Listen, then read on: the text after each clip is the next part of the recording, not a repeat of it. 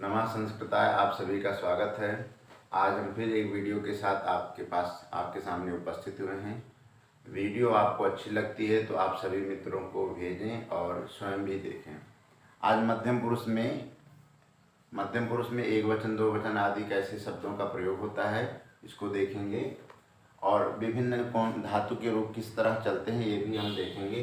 इस प्रकार से समय रहेगा।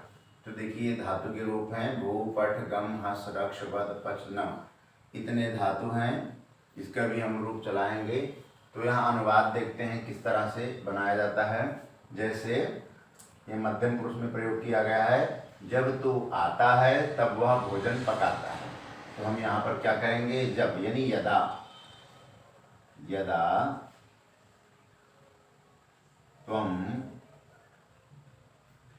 तुम आगच्छसि,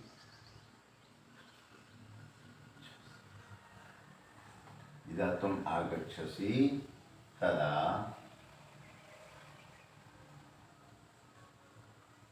भोजनम, यहाँ पर क्या है, पचति,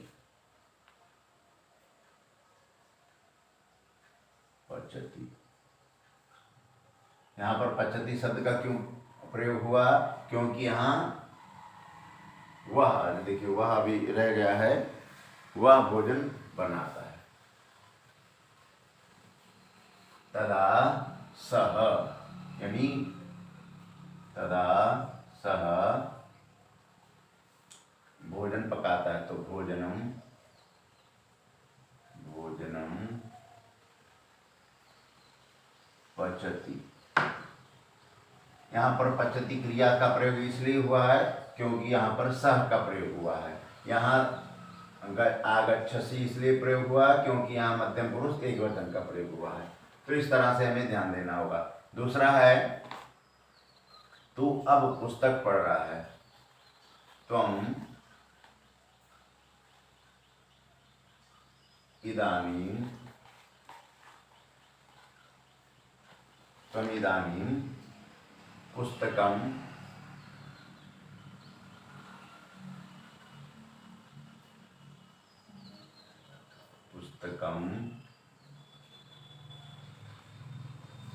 पठसि। पठसि का प्रयोग इसलिए होगा क्योंकि यहाँ पर एक वचन का प्रयोग हुआ है। तुम दोनों, तो तुम दोनों यानी युवाम बनेगा। युवाम कदा, कदा देखिए कब के लिए कदा का प्रयोग हुआ है। तुम दोनों कब पुस्तकें पढ़ते हो, तो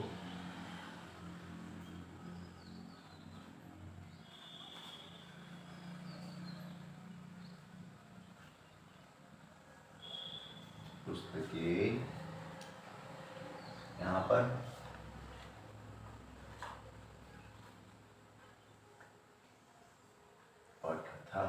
पठथा का प्रयोग होगा क्योंकि यहाँ पर दो वचन है तो यहाँ पर भी दो वचन शब्द का प्रयोग होगा। अब देखते हैं आगे, तुम दोनों सत्य बोलते हो। तो दोनों के लिए फिर ये हो जाएगा युवाम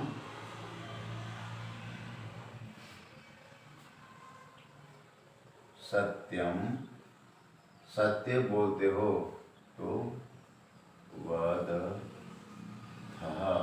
वदथा का प्रयोग करेंगे जिस प्रकार से यहाँ पर प्रयोग हुआ है। अब आगे देखते हैं, तुम दोनों क्या करते हो। तो युवाम, युवाम का ही प्रयोग होगा। किम, क्या के लिए इसके पहले वीडियो में बताया गया था कि किम क्या को संस्कृत में किम कहेंगे। अब यहाँ पर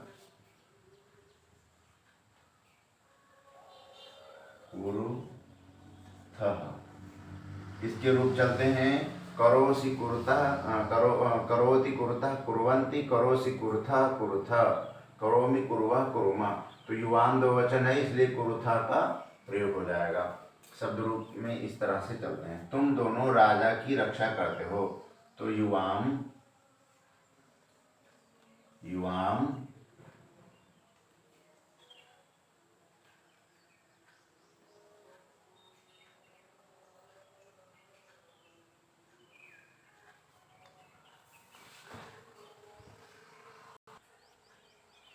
तुम दोनों राजा की रक्षा करते हो, तो युवाम नृपस्य रक्षाम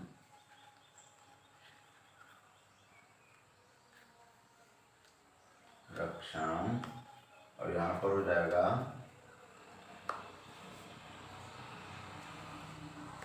ऊर्ध्व, दो लोग हैं इसलिए। तुम सब विद्यालय जाते हो, तो यहाँ पर बहुवचन हो जाएगा यूयम यूयम विद्यालयम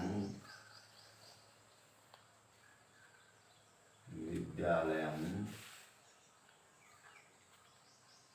बहुवचन है तो गच्छथ गच्छथ। तुम सब हंसते हो, यूयम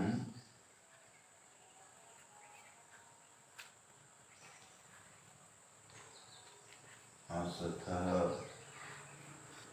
हंसथ होगा, क्योंकि यहाँ पर विसर्ग नहीं देगा। तुम सब पुस्तकें पढ़ते हो, तो यहाँ पर भी हो जाएगा यूयम पुस्तकम।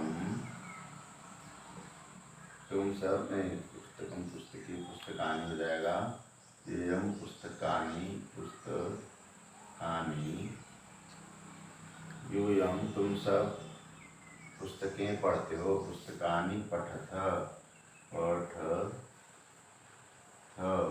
बहुवचन इसलिए क्योंकि बहुत सारे पुस्तक, बहुत सारे लोग हैं इसलिए अधिक। तुम सब अब कहाँ जा रहे हो, तो त्वम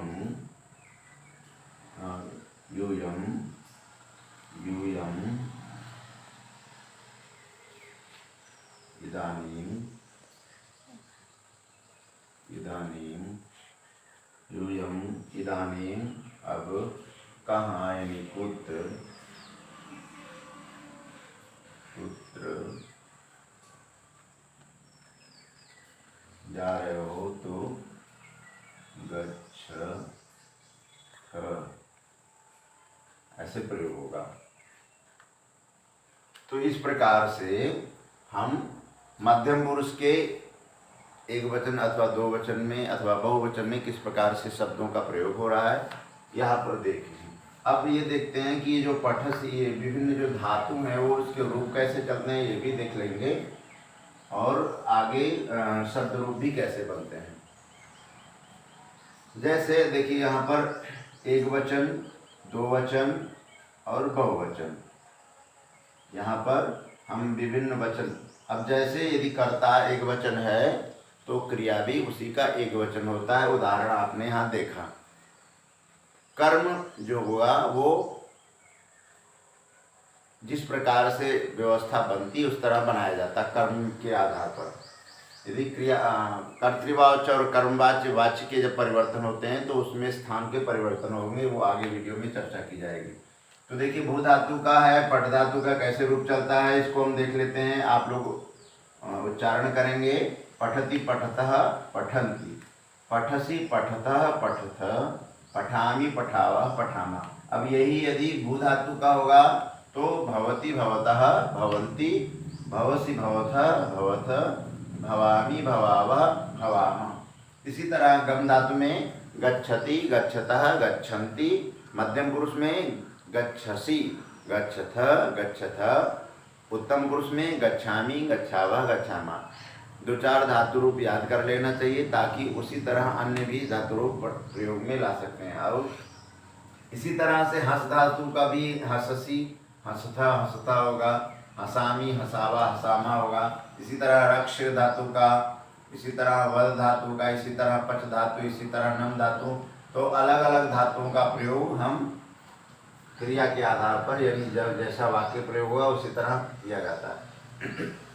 अब यहाँ विद्यालय में की जगह कोई व्यक्ति गांव भी जा रहा है तो उस तरह गांव का प्रयोग हो जाएगा। ठीक है, यहाँ पर हंस रहा है तो हंसता हो जाएगा। यदि गाना गा रहा है तो गाना गाने वाला में गायसी गाया था हो जाएगा। यानी जिस तरह से क्रिया का प्रयोग है उसी तरह से इसमें प्रयोग किए जाते हैं। अब देख ले रहे हैं शब्द रूप है, तो शब्द रूप में भी आप जान लें कि इसमें इस तरह रूप चलता है। जैसे रामः रामौ रामाः रामम रामौ रामान। ठीक है। अब तृतीया में रामेण बन जाता है, रामेण, यहाँ पर हो जाएगा रामाभ्याम रामैः।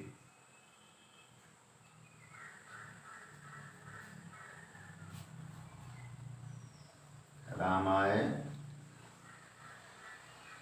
रामाभ्याम। ये ध्यान देने वाली बात है कि देखिए रामाभ्याम रामाभ्याम दो जगह, इसी तरह एक और आएगा रामय, यहाँ रामा भी रामेभ्या हो जाएगा।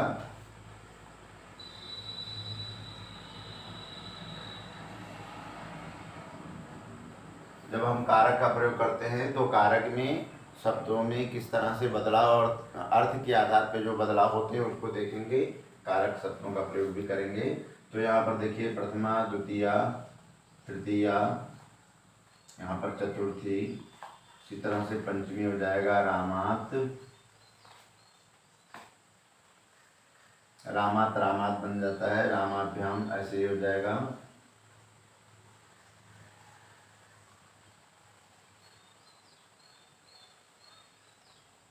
रामात रामाभ्याम रामेभ्या,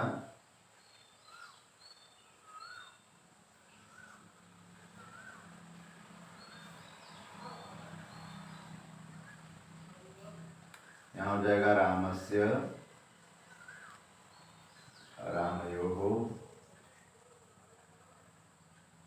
यहाँ हो जाएगा रामाणाम। इसके बाद हो जाएगा सप्तमी में रामे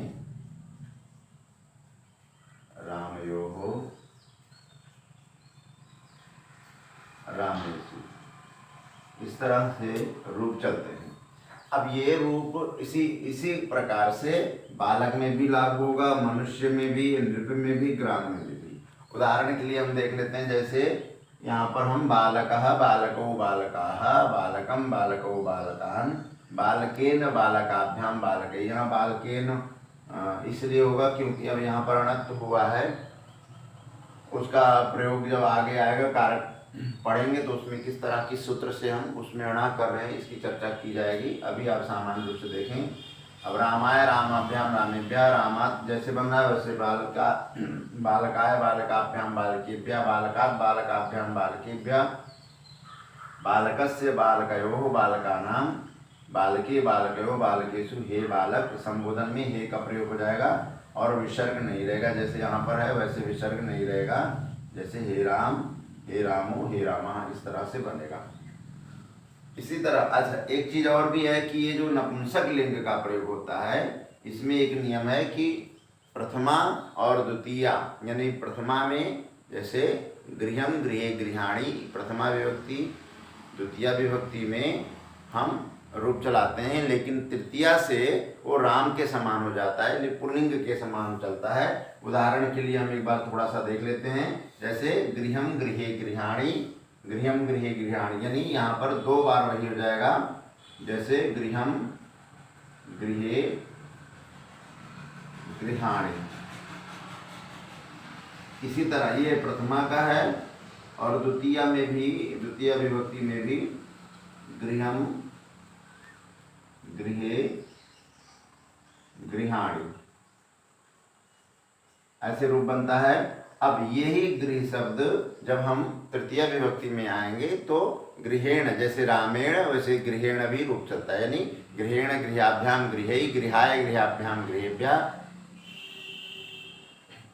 गृहात् गृहाभ्याम गृहेभ्यः, गृहस्य गृहयो गृहाणां, गृहे गृहयो गृहेषु, इस तरह से रूप चलेंगे। इसी तरह ज्ञानम ज्ञाने ज्ञानानि, ज्ञानम ज्ञाने ज्ञानानि। इसी तरह पुस्तकम पुस्तके पुस्तकानि, पुस्तकम पुस्तके पुस्तकानि रूप चलता है। इसी तरह पुष्पम पुष्पे पुष्पाणि, पुष्पम पुष्पे पुष्पाणि, भोजनम भोजने भोजनानि, भोजनम भोजने भोजनानि। ये सामान्य रूप से चलते हैं। आगे चल के इसके राम के रूप समान चलते हैं।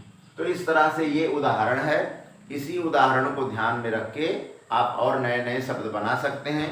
वीडियो आपको कैसा लग रहा है, इसमें और कुछ संशोधन करने लायक है तो आप लोग अपने कमेंट दे सकते हैं, उसमें हम और सुधार करेंगे और नए नए वीडियो बनाएंगे। तब तक के लिए धन्यवाद। नमः संस्कृताय।